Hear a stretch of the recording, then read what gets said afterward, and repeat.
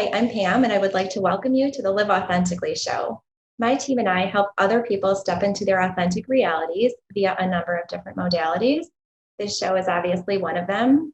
We also have a Facebook group of like-minded people committed to spiritual growth and transformation, and would love to have you join us there. We can be found at liveauthentically.today/FB. I am super pumped that now I have to get used to saying last year. I used to say this year for so long, but last year I launched my debut book, SOAR, SOAR. It's on Amazon, and it's a spiritual experiential journey and shows how I partnered with the universe during a very transformative time in my life to create my new reality. Super pumped that on my show with me today, I have John Malanca. Hey, John. Hi, thanks for having me. Yeah, thanks so much for being here. I'm Super excited about this. excited. Yeah, me too. Me too. So for my viewers, I know that they're used to me being in like a more formal setting and me actually being like TV, camera ready. But I have to say, first and foremost, I am having a bad hair day. So I feel like the need to publicly declare that, like that's authentic. That's about as authentic as it gets.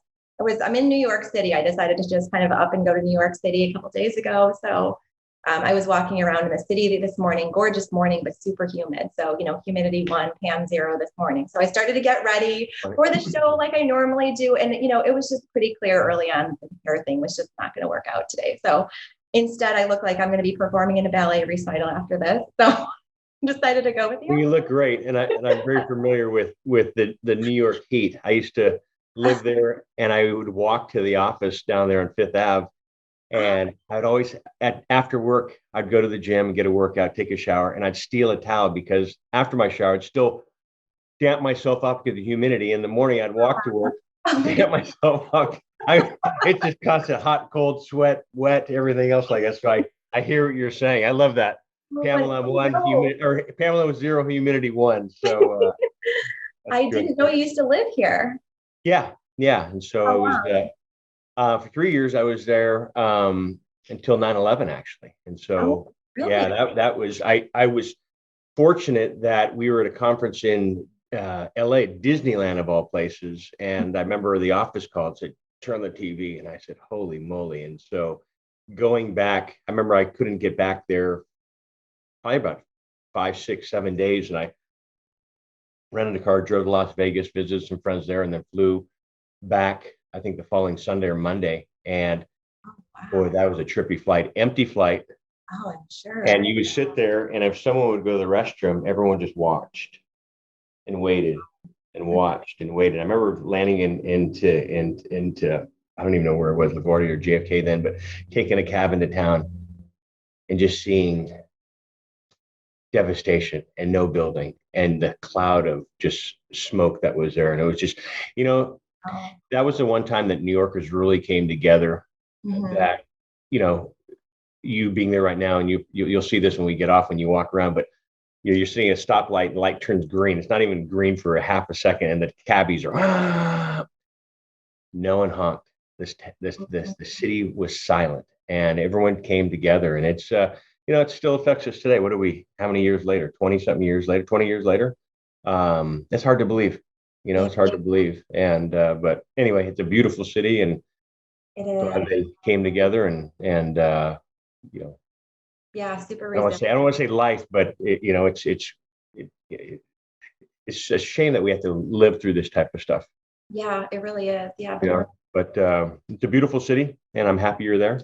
Thank you. Thank you. I have my San Francisco skyline, as I showed you earlier. And I love that. That is so gorgeous. Love that. Yeah. Love it. So anyways, well, yeah, let's get rolling with our show. Yeah. We're excited to hear everything you have to share with us today. Before we launch into you and your story and how you help heal people through medical cannabis, I like to start my shows off with the same question. Cool. And that question is, are you ready? I'm ready. Well, that's not the question. The question isn't, are you ready? Yeah. Next question, please. Yeah. You're cracking me up already. Okay, so yeah, I'm serious. Okay, focus. So the question is, how do you live authentically every day? Ooh, that's a good question. I didn't have a cheat sheet on that one either. I've been through a lot. I think, we can get right into this. How do I live authentically is I lost my wife to cancer a couple years ago, and faith and living authentically is something that's helped me survive. I'm 53 years old, and I'm like, how do we live this life, the authentic life, healthy life. You put, good stuff in your body, and you try to live this perfect life. And the one thing that you realize is, sometimes you can control it, sometimes you can't, and ailments do not discriminate. And Corinne was somebody who lived a pure life. I called her Mary Poppins, just to show you. And that was even in our wedding vows. I don't want to get emotional here now, but that was something about just clean, pure, and all of a sudden, she of all people. It's like, come on, I have friends that really abuse their bodies, and she was just pure. And it's like, so that's the thing about life that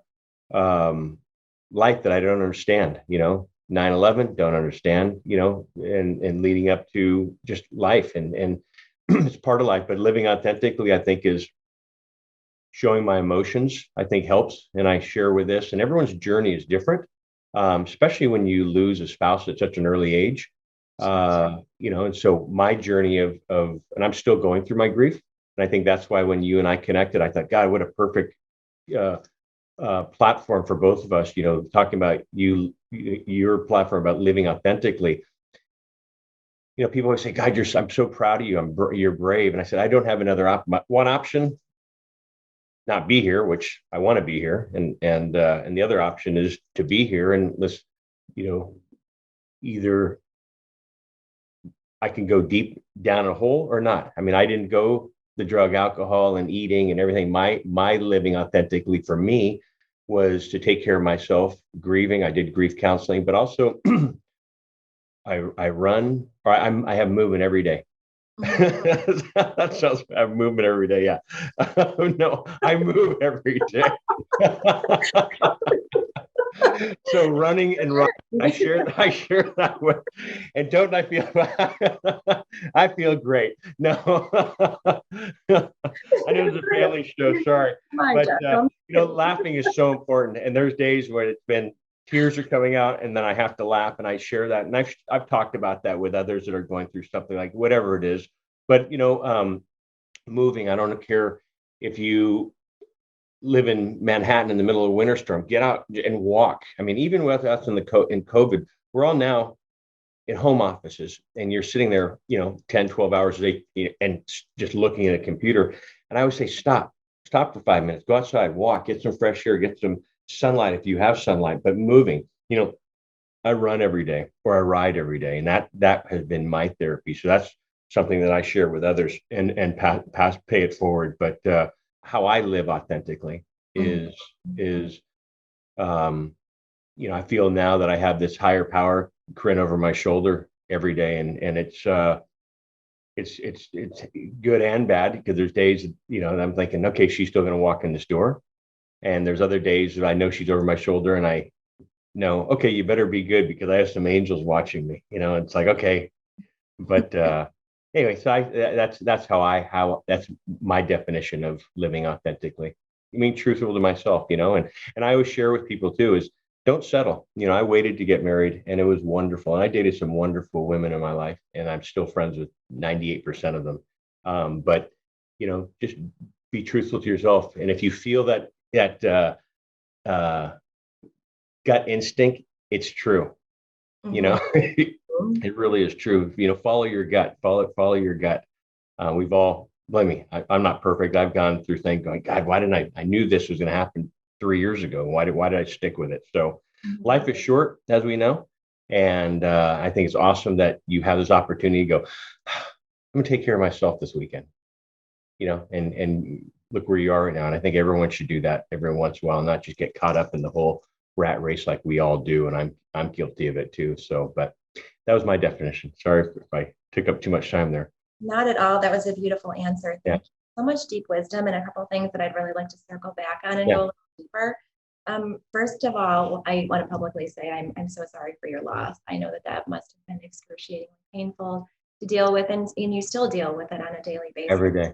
Every day. And my thoughts and prayers are always with you and your families, and all of the ones that Yeah. we're touched by Corinne's, her beautiful light and her loss. But I know her legacy and her spirit lives on in such a beautiful way. It does, and I'm proud to do that. And I talk, and I thank you for allowing me to share, because people always say, I think it's wonderful that you keep her alive. And I said, she is still alive. And someone said to me one day, he's like, I love how you still call her your wife. And I said, you know, he goes, it's beautiful. And he goes, I'm going to love my wife even more because of that. But Yeah, um, beautiful. yeah, it wasn't, we were taken away from each other for other reasons, and but anyway, so thank you for talking about her. And I love it, because I still receive calls from people that say, your wife touched us so much that we're here because of your wife. And some even say, I want to thank you. Will you please tell her thank you, because I just had some scans, and we'll get in. I know we're getting ahead of ourselves with what we do, but and then I share, I said, you don't know, do you? And they say, what? And I share them. They go, oh my. And then they tell me a story that I never knew, but Corinne did for them. Our company, we work with, I guess, the ill, and we can go into how we started the company, but people call us because they're sick.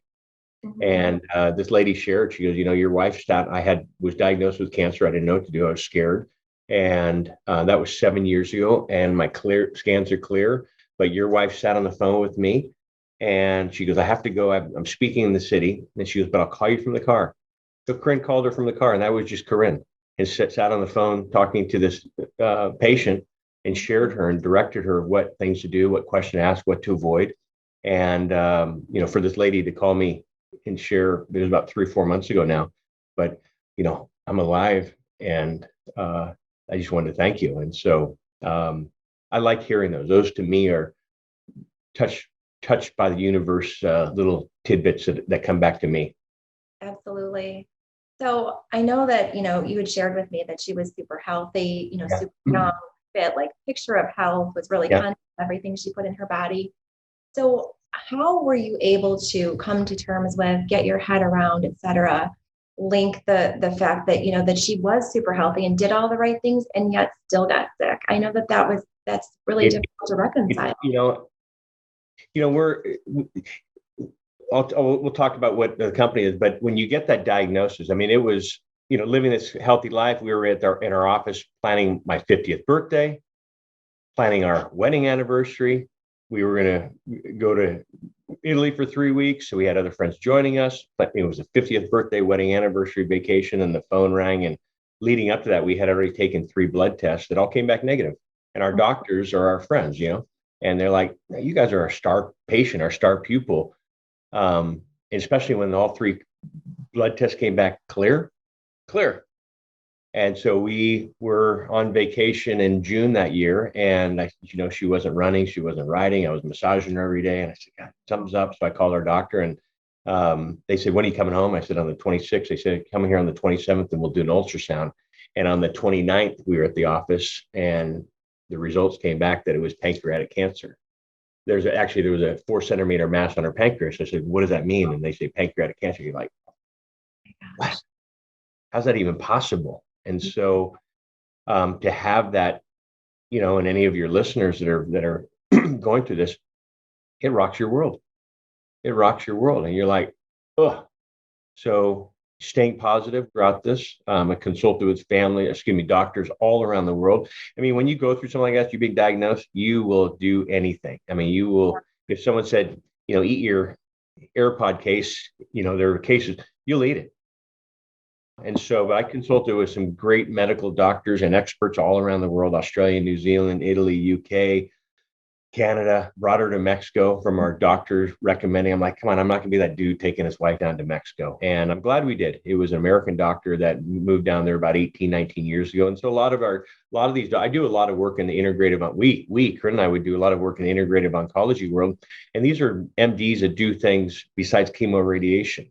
And not saying, and I'm a fan of conventional medicine, so I never want to tell anybody, don't do conventional, do this. And so everyone's journey is different. But pancreatic is just a different breed. It doesn't show up until it shows. I don't want to say too late, but too late. I had 4 in the most incredible, beautiful months with my wife. we would laugh. It's like, how do we fall more in love with each other? And we did. And, I don't want to say we were naive, because the business that we're in, we've had some great success. Her father-in-law was someone that put us on this. My father-in-law, her dad, put us on this journey back in 2011, and he's still alive. And he was someone who had stage 4 lung cancer metastasized to his brain. And we thought, okay, this is not our journey. This is not how our life is supposed to end. This is not how our book is supposed to go. And, for us, it was like, okay, God, this is, the higher power, whoever you believe in, this is not how it's supposed to end. And, it's difficult. Like you said, you do everything right in life, you don't get the outcome you want. And so, what was your question? Just reconciling the fact that Betsy, although she was doing all the right things, and I'm wondering, as a kind of a follow-up to that, how did your faith help you through that really challenging? Well, the faith helped me because, I had a lot of words with him, and even our, priest. And I just said, you blew it, dude. You blew it with this one. And people say, oh, you can't blame God. And I said, I know that, but in my opinion, you live this life and you're like, okay, you live this clean life and you pay it forward and you do good, do good on others as well. You kind of have some, I always say karma credits, and, but it's helped me. And believe me, I've struggled and I still struggle with this. And I think because of the line of work that we're in too, I think I think a lot of people can relate to us even more now, connect with us, because before it was more guiding and helping people to avoid the tangled web, avoid roadblocks. Now I know what it's like to work with families that have gone through cancer. And now I'm on the other side, is where the family going through cancer, going to those appointments, going to those meetings, having blood tests, seeing your results, becoming a caregiver, and then becoming a widow, and it's just like, so a lot of people have shared and said, my journey, their journey, seeing what you and Corinne went through has helped. It's difficult, but it's helped. And so that's the part, I think that's what my role is here. And I have, since Corinne's passing, some great things have happened. And I truly know that she's up there saying, hey, do this. And so, but faith has kept me going, and, family and friends and exercising. And that has been my drug of choice, is getting out and, going from 2-hour rides and just coming back. And it's funny. That's where I feel connected to her. I'm the wind blowing in my face, music reminding me of her, but just going and able to just get my exercise, but energy. I mean, I have a lot of balled up energy in me, but I stay busy for that reason. Yeah, that's awesome that you've been able to focus your time and energy and attention on healthy coping mechanisms and healing modalities, because I know, for so many, they resort, and of course I say this with no judgment, but to the drugs and the alcohol and other numbing agents, because I know it can be really painful. And I've experienced, firsthand that the death of a son, the death of a child, and it's, it sucks. And, you mentioned, the man upstairs, and, I was angry. I was pissed for a very long time. You lost a child. And I've lost a baby in the 3rd trimester. So that was a big piece of my journey. And, I'm familiar with, being the height of joy and being totally catapulted to the depths there in literally the blink of an eye. And I think that's part of the journey. That's part of the processing. I don't think it would be normal to not be angry at some point or another in the journey. But that's you say, sorry there, Pamela, you say angry. I hadn't gone through the anger stages. And I think right about now, it's coming up, it's 3 years. I'm hitting that. And I've had friends like that are doctors and nurses and non-medical professionals. They said, it is okay to be angry. And, I go through a lot of the whys of, how is this even possible? Why did this happen to me? you, like you said, I mean, how did this happen? And so, especially why did it happen to her? It's Right. like, she just lived the most pure life and giving and loving. And, I've learned, I'm a better person, uh, for her, because of her, and I always say, God, I was blessed. We would always laugh. How blessed are we? How blessed are we that God put us together? We used to laugh. It's like, how blessed are we and even when she was sick, but how blessed are we? I mean, we found this whole other dimension, and love does exist for your audience out there. Love does exist, and but we were on every piston connected. I mean, if she we would wake, people were like blah blah blah out there, but we would lie in bed and we'd play this game, and we'd wake up, and she'd always wake, and I put this in our vows. She'd always wake up with a smile on her face, and I would say it's because of me, but it was Yeah, it I'll was take credit for that. Somebody's got to take credit in that. yeah, totally. I'll take the credit. So we had quite a few laughs at the wedding when it was in my vows, but we play the game of, she'd say, okay, guess what song I have in my head? And I kid you not, 5 times out of 10, I'd nail it. I believe it. I believe it. That's how connected we are. But, and I've had a lot of family friends and or friends, but also strangers say, hearing your story about you and your wife has made me a better husband or a better wife, realizing that, uh, life can be taken away in an instant, and I've done grief counseling, and I've been in there thinking that everybody lost the love of their life in their arms, taking their last breath with them. Mm-hmm. But it's not, because there's other men and women in there that have said, I kissed my husband goodbye, and he got in a car accident, or came home with my family and my loved one took their life. And I'm thinking, oh my gosh, I didn't think about that side of, I was thinking about my story and my journey. And so that's why, life can change. And I share that all the time in a New York minute, you being there in a New York minute, life can change. So, I always tell people, cherish this, cherish your loved one, cherish your kids, cherish your family and friends too. And so I don't want to get all corny on everybody, but it's the truth. When I never thought, come on, I've always had a great life, knock on wood, and this was just a cherry on top. And it's like nothing can bring us down. I mean, when you have that partner behind you, I mean, we were together 24/7, and it was wonderful, and it wasn't I would say a whipped relationship. I think we've all been in a whipped relationship, but it was 100% normal.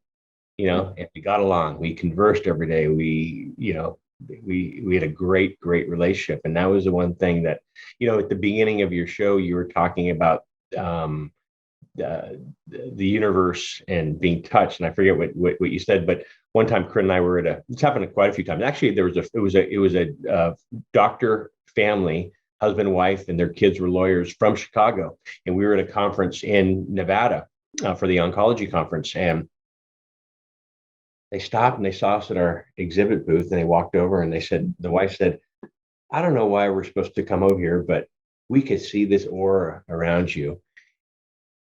And she said, you both have been touched by the universe. And Corinne just, I mean, what a compliment that is. But Corinne just thought, wow, for someone to come over, and they didn't want anything, but they just wanted you shared that. And then we talked, and they said, there's a reason. What do you guys do? And she said, wow. So,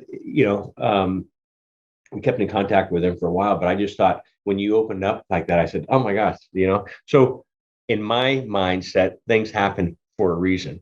And the reason of Corinne passing, I don't have a clue. And hopefully one day when I'm face to face with him, I can say, what was this all about? What was this all about? But anyway, that's my daily life it's now COVID. It just seems like it's on a hamster wheel. It's like, what day is it? Where am I? What month? What year? You're talking about what year yesterday? Or, I was watching Netflix a few weeks ago, and I was flipping through there. What can I watch? And it said this movie came out in 2020, and I said, what do you mean we're in 2020? January. I'm thinking, wait a minute, no, we're in 2021.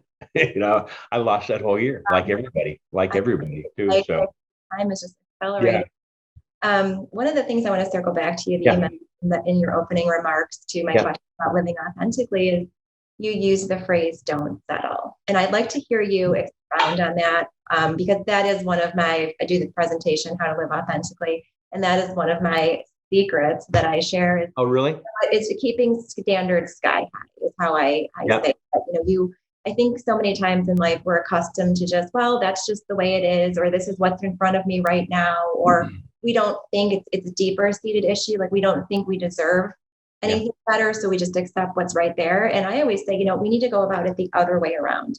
We need to set our standards sky high, articulate them, and stick to them. And, when we raise our standards, it's amazing. It's uncanny how the universe meets us there. Yeah. I'd love to hear you talk about that whole concept of not settling, the importance of not settling, how to not settle, et cetera, and keep your standards super high. It's difficult sometimes. And when it's there, I mean, because I look at it in there's days that I'm going, do I settle? Do I not? And I'm like, wait a minute, no, stick with what you were saying.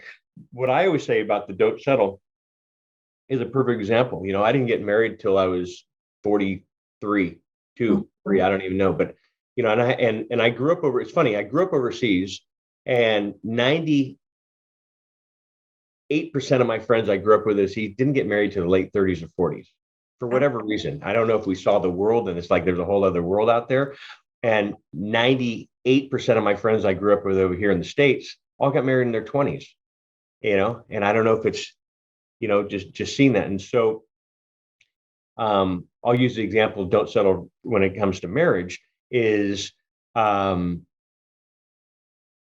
I said, I didn't want to force it. My parents are still together. My grandparents are still together. My brother and his wife, so it wasn't something that, I have friends who are like, nope, my parents divorced when I was younger. I will never, ever, ever get married, and I'll never have kids. And it's funny, those are the ones that have kids and they have the happiest marriages too.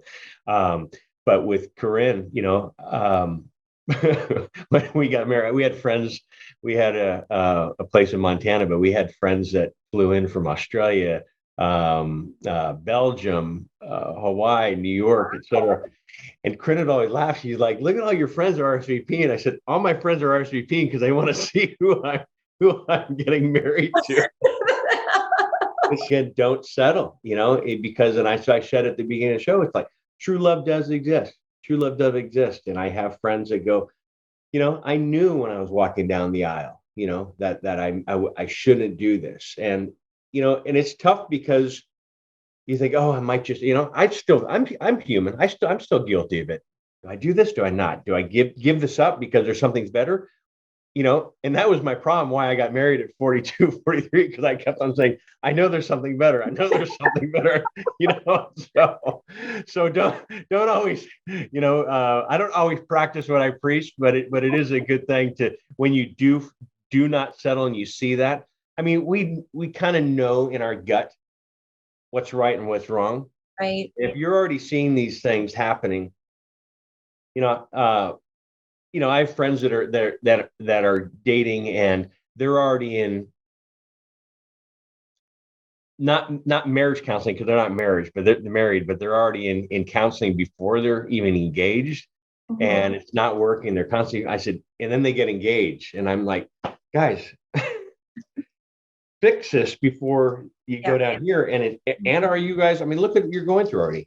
In marriage, for us, it was easy because we didn't have kids. She had older kids, and so we didn't have to run around to soccer and baseball and tennis and all the other activities. So we didn't have that extra. My brother and his wife are incredible partners, and I have a nephew, but they run into that. Taking them to baseball, taking them to soccer, taking them to piano, taking them to sleepovers. And they both work. Who's picking them up? What's going on? I got to go down here. And so we didn't have that extra added stress. I understand it's not always easy to say, don't settle, or, I don't want people to stop and quit their job saying, I don't want people to walk out on their, John said, like, isn't mind blowing. Who's this John guy? I'm going to find him, Resignation letters being typed up as we speak. My husband just walked out of the house because of it. My wife just walked out of the house because of it. Here are the keys. You're on your own. But no, but I think it's a good way to live. And like I said, I don't do it in everything I do, but I try to. I do try to. And there's days I'm human and I'm indecisive about certain things, or, did I make the right decision? And so it just, again, part of being human. But I think when you know, to both sides, the know, like, I knew that she was the perfect one for me, but I also know sometimes, like, I know this is not the right way I should go, on some other things that we're working at. If it's uh, work, dating, friends, going on a trip, whatever. Like, is this the right time to do it? This the right time to do it? No, and so don't force it, what I say, but Yeah. but there's times that I'm spur of the moment, like what are we doing? Nothing. Let's go. I'm game type of thing, I've done that, and that was one thing Corinne always, and we even wrote that. I said, I know I stress you out, but when we get back, you always say, you know what, that was a great experience. Thank you, and I always feel safe with you, and that's a pretty cool compliment to say, to share that. But I love this talking all about Corinne. But so if you have other questions Yeah, that absolutely. your audience might want to listen to, I love hearing about her, and I can see yeah, how I can feel how her spirit is living yeah. on you and this beautiful work that you're doing in the world. So yeah, let's hear more about the power of medical cannabis and how you use medical cannabis to facilitate healing in your patients. It so so it's not for everybody, and I'm not, and so that I want to make that clear. It's not for everybody, and so I totally understand that cannabis was not our life as well. We were kind of were thrown into this. Again, as I mentioned, cancer does not discriminate. Ailments do not discriminate. In 2011, Corinne's father was diagnosed with lung cancer, which metastasized to his brain. So it was stage 4. When it metastasizes, it when it goes to another part of the body is when they consider it stage 4, meaning it's starting to spread. And he was given 2 weeks to live. We asked about cannabis. I'm kind of fast forwarding this, but he went from this to gone. And he did do a round of chemo radiation, and it just knocked him on his behind. And he wasn't eating. And Corinne and I came across studies that showed 40% of cancer patients pass a malnutrition before cancer takes over. And you see that wasting stages. You see that in other ailments. AIDS is another one, that people just waste away. They're not hungry. And when you don't have food, as we know, which is nutrition and energy, our bodies just decline. And so I had lost my father about a year and a half prior, so I was still a wreck. And I said, "May I go?" And I was the boyfriend then, and I'll say the stupid boyfriend because I'll share what happened.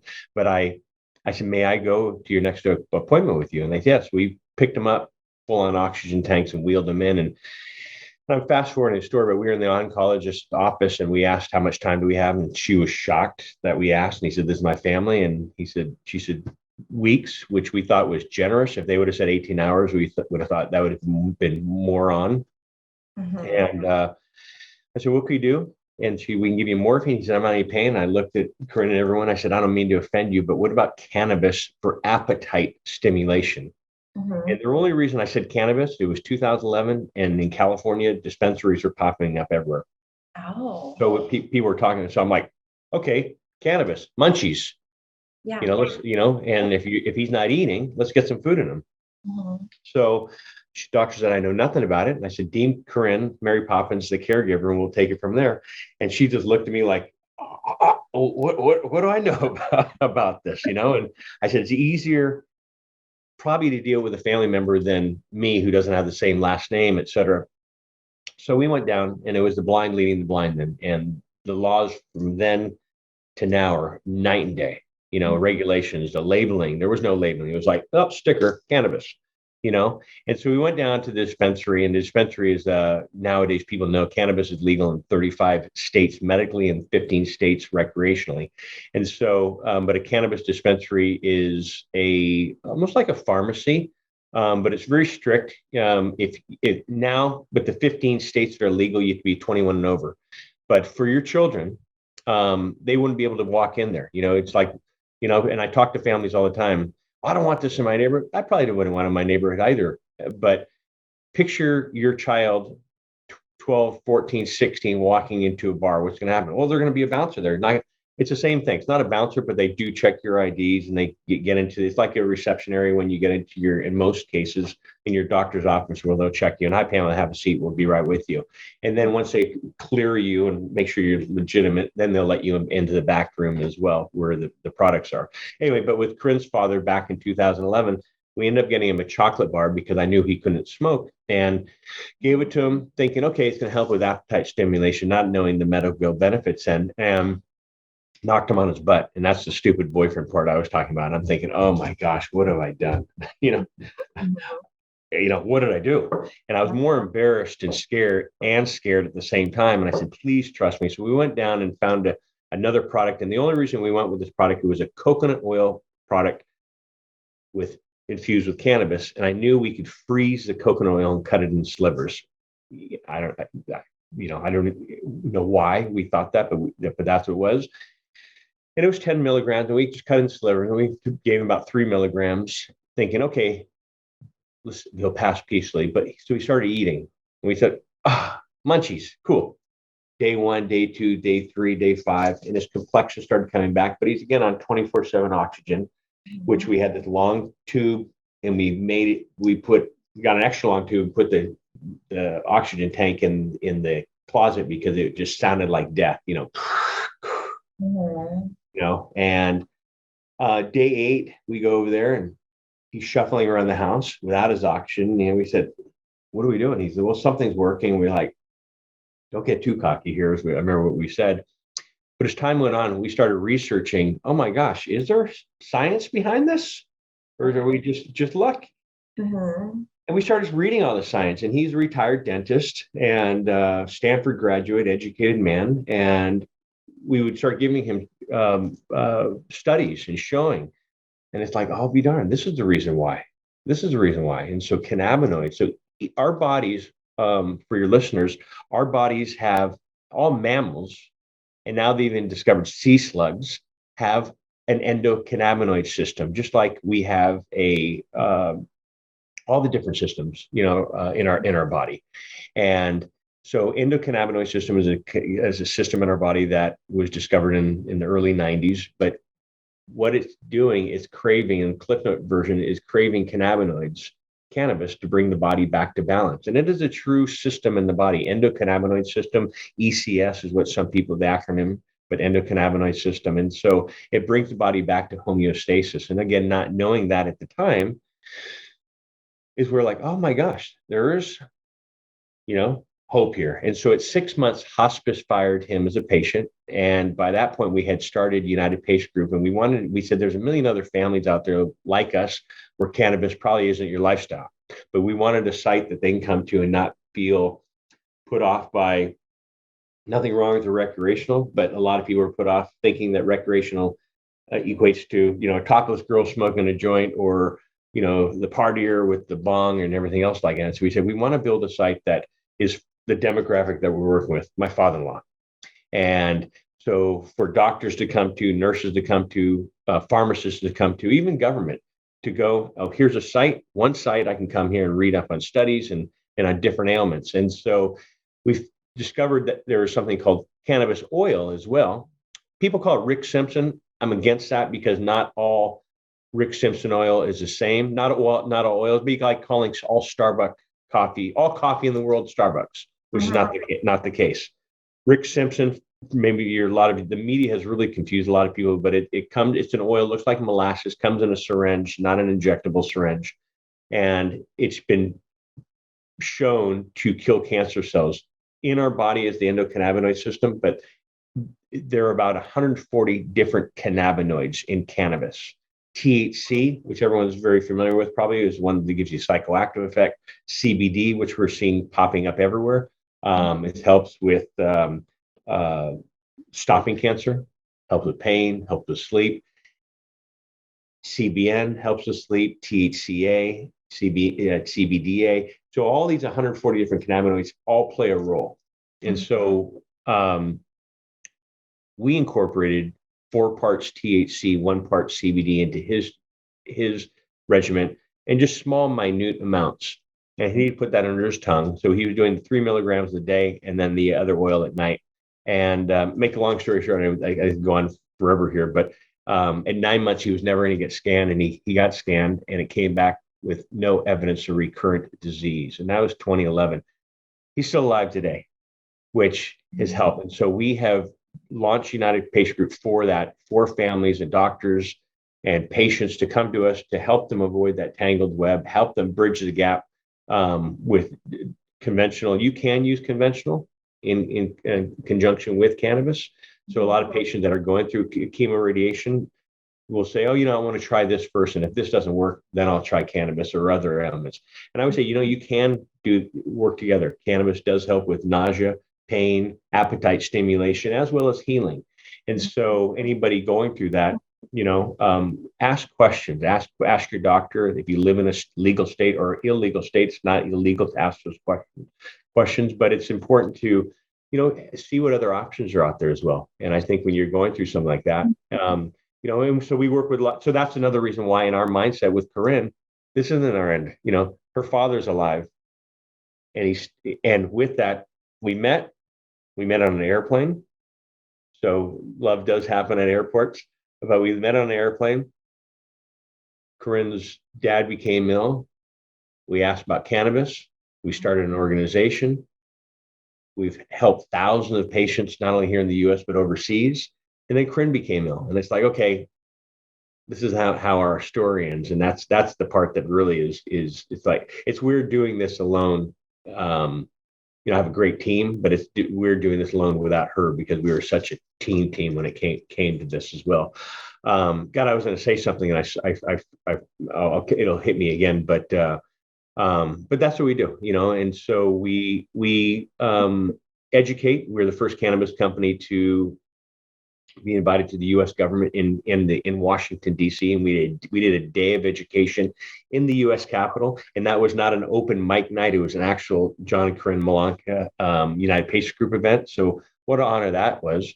But I think building a reputation is what we've built in this industry. We're not Mormon. We've been invited into Utah twice, which again is what a compliment that is. It's a pretty tight group to be invited in. And we've done this not only here in the U.S. but also with other governments. But education and information is what we do. And when you really get down to it, this plant, again, it wasn't our lifestyle. But when you really get down to it, it has so many benefits, not only for cancer, but for sleep and depression, anxiety and ALS and autism. And the list goes on. When I present, I do a lot of, as I mentioned, in the integrative oncology world. And so I do a lot of presentations, and I'll be up on stage and I'll have on the screen behind me, I'll have a roll of duct tape. And people are looking at me and looking at the thing like, hey, man, the wrong slide. And I always laugh. I said, people always ask me, does it work for this? Does it work for that? And, I never want to give anybody false hope, but I always say it's, I don't want to say it's like duct tape with 1,000,001 uses, but when you really get down to it in the science, I mean, other countries, it's sad because the other country, and again, this is not for everybody. And I never use the word cure either.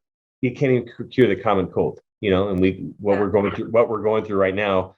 There's get your vaccine, but we're still wear 2 masks. It's like, okay, so why am I, so that's a whole other show. But, but we work with families at all stages, 2 years old to 192 years old and different ailments. And we direct them. We have medical professionals now. I should say now we have medical professionals that people are able to come and do consultations. And I truly believe a medical doctor or medical professional should be involved because cannabis is not a one size fits all. Doesn't mean, I have this. Oh, here, take this. No, they look at age, weight, current health condition, sensitivities, type of ailment, and then drug to drug interactions. And so, what I would take would be different with you or another female, same age, going through the same thing is, may have a different formula or dosing protocol. Anyway, I can go on and on. I'm usually on that side asking questions, so it's pretty cool being on this side. Yeah, I am just fascinated with this, and just again the sequencing, how the this is all played out and ushered into your life purpose, your role, and what an incredible, part it's playing in healing on so many different levels. It is. And like I said, I don't want to, success for me is saving a life, because we saw that we came out of the gate. I mean, how do you beat that? You come out of the gate and, and so I wasn't the stupid boyfriend anymore. I was the, but that. yeah. And yeah, exactly.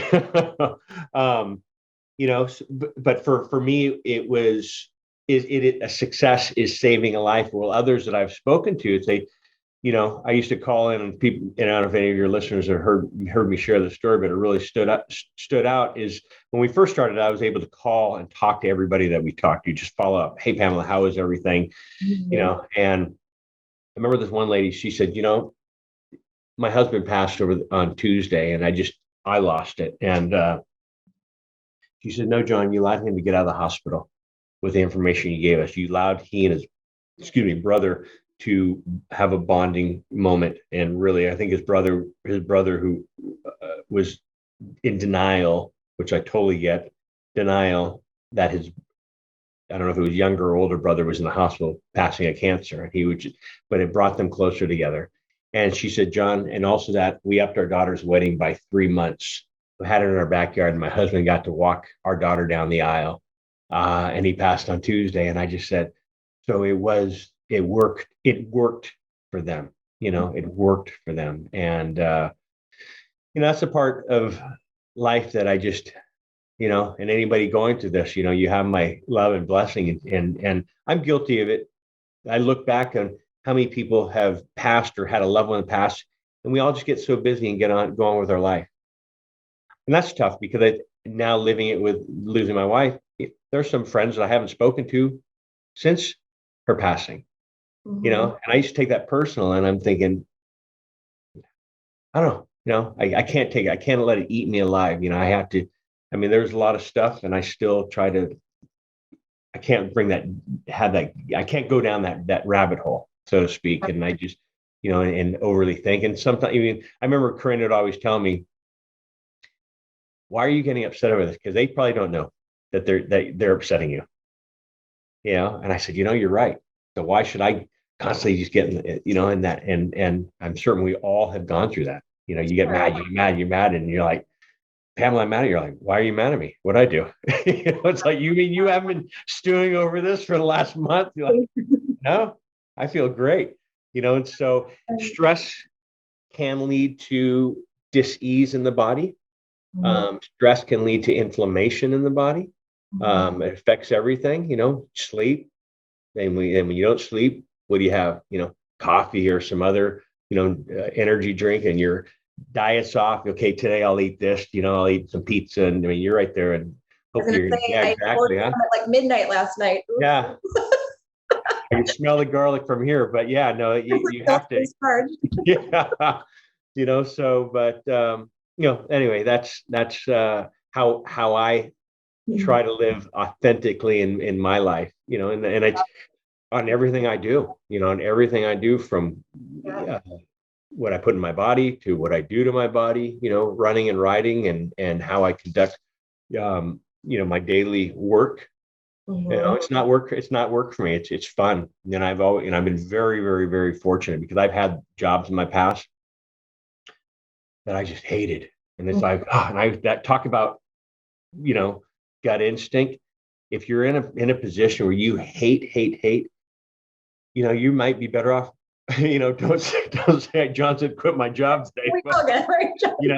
But, I think walking away and going, yeah. And I've had that. I remember I quit a job after my dad passed, and I remember I was miserable. And I remember I went in, had a meeting that morning, and they said, we love having you here. You're one of our top employees, and this and that. And little do they know, I was miserable. And I remember I walked out of that meeting after they were just praising me, and I walked back and I said, this isn't for me. And they're like, what part of the meeting did you not understand? But I remember I quit, and I'm glad I did, because other doors opened up. Yeah. And you know what I did? I quit and I went to Hawaii. My uncle lives over there. I said, I'll be there tomorrow. And I went over there, spent 2, 3 weeks, regenerated myself and came back, and I had, like you, have laptop, will travel, and led me into what I did, which led me into business, where I was on a plane and where I met Corinne. Wow. Yeah. Wow. And so that's the part of life where, sometimes you have to just take that chance, because I mean, look at it right now. I'm 53 years old right now, and I'm thinking, oh my God, I'm already halfway to that point. I'm over that halfway point. Why be miserable? Why be miserable? And if anybody, I don't care if you're 20 or 30 or 40 or 50 or 80, do things that make you happy. I talk to my mom's friends and even my aunt, and she goes, oh yeah, she goes, I don't have to watch what I say. I've earned it. I'm old enough where I don't care what they think. And I said, what a great mentality. I wish everyone had that mindset when they're 20. Say what what's on your mind. Do what you want to do. Right. Don't just go with the flow and go, oh, I hated it. I had to do this. Well, why do that? So, amen to that. Yeah. Amen to that is right. Amen to that is right. It's a beautiful message, and such Yeah. a beautiful soul that you are, as is Corinne. And, Yeah. and I commend you on all this amazing work that you're doing in the world. So if Thank people, you. and people would like, if people would like to get in touch with you directly, what is the best way for them to do that? Yeah. And so our website is a free website. We're considered like someone coined this term probably, I want to say 2011. We were at a conference and someone said, oh, I get it. You guys are like the WebMD of the medical cannabis industry. And I said, yeah, that's what a great way to do it. So that's, like the quick little elevator pitch, but we're a site that you can come and feel safe. You can share it with your doctors, share it with your family, share it with your medical professionals if you want as well. But people find us at unitedpatientsgroup.com. We're on all social media, but I also have, and I'd love to have you on the show, do a podcast, and it's called Be Informed and Be Well with John Malanca.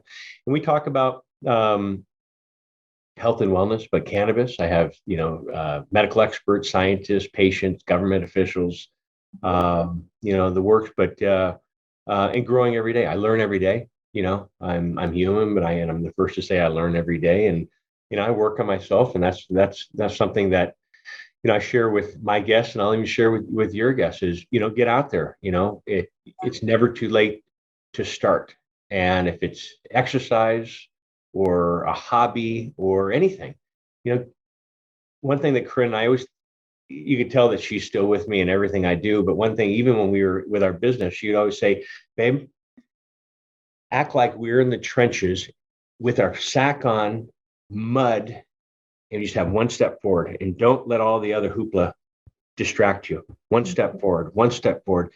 That's how I've lived. That's how we've done our whole life with work. And it's work, knock on wood, but also with life, our life, and then now with me. And that's what keeps me going, knowing that she's there, but also hearing her say one step forward, one step forward. And so you can clearly see the pain is still there, and but it's real. And anybody going through something like this, my heart goes out to you, because it is real. And and don't be afraid if you have a friend or a loved one that lost a friend or a family, a parent, a spouse. People always say, what do I say? Just say, I'm thinking about you. And so don't feel bad about calling someone, because that 2-second thing really helps. It took me a while. If you would have given me, Pamela, the winning lottery tickets back then, and all I had to do was go in there and say, I have the ticket, I wouldn't have done it. That's how my mind was. I mean, I couldn't even read a fortune cookie. It was, so be patient with your loved ones, and but support them, and don't forget to tell your loved ones you love them. That's part of my motto in life now is paying it forward, is let people realize how special life is, and your loved ones that are here, too. So, but I thank you, Pamela, really much for having me on. But and I'll love to have you on my show. But yeah, unitedpatientsgroup.com. You can find me and everything on there as well. And thank you. Wonderful. Thank you. It's been such an honor to have you here. Yeah. And thank you to all of our viewers and listeners. I'm so grateful for you. And as you know, I believe that time is a choice. So I'm super grateful that you carved time out of your day to be here to listen to all of this wisdom that John has shared with us today. So I hope you guys have an amazing rest of your day, and we'll talk to you soon. Bye. Everybody, goodbye.